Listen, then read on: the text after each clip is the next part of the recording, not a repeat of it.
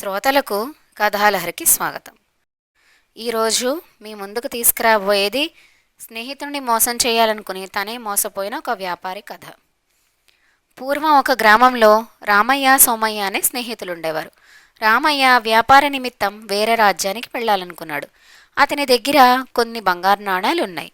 వాటిని దాచే విషయమై సోమయ్యను సలహా అడిగాడు.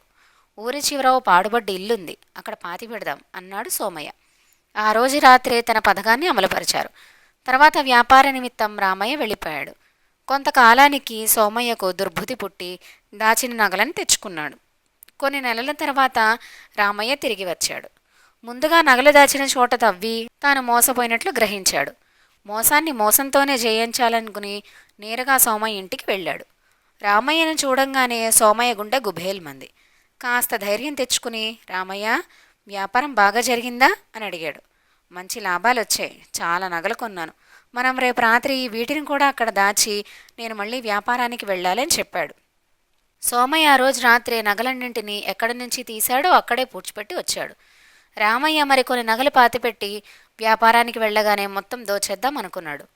మర్నాడు రాత్రి సోమయ్య రామయ్య కోసం చాలాసేపు ఎదురుచూశాడు. కానీ అర్ధరాత్రి అయినా రామయ్య రాలేదు. ఇక లాభం లేదని సోమయ్య రామయ్య ఇంటికి వెళ్ళాడు. సోమయ్య, నేను ఇప్పుడిప్పుడే వ్యాపారానికి వెళ్ళడం లేదు, నగలు దాయడానికి తర్వాత వెళ్దాంలే అని చెప్పాడు.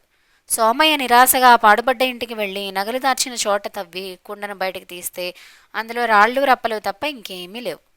ఇదంతా రామయ్య చేసిన పనే అని గ్రహించి తేలుకుట్టిన దొంగలాగా కిక్కురుమనకుండా ఉండిపోయాడు. తన స్నేహితుడి మోసం చేద్దామనుకుంటే తిరిగి తనే మోసపోయాడు సోమయ్య. ఈ రోజుకి కథతో ముగిద్దామండి. తిరిగి ఇంకొక కథతో కలుద్దాం.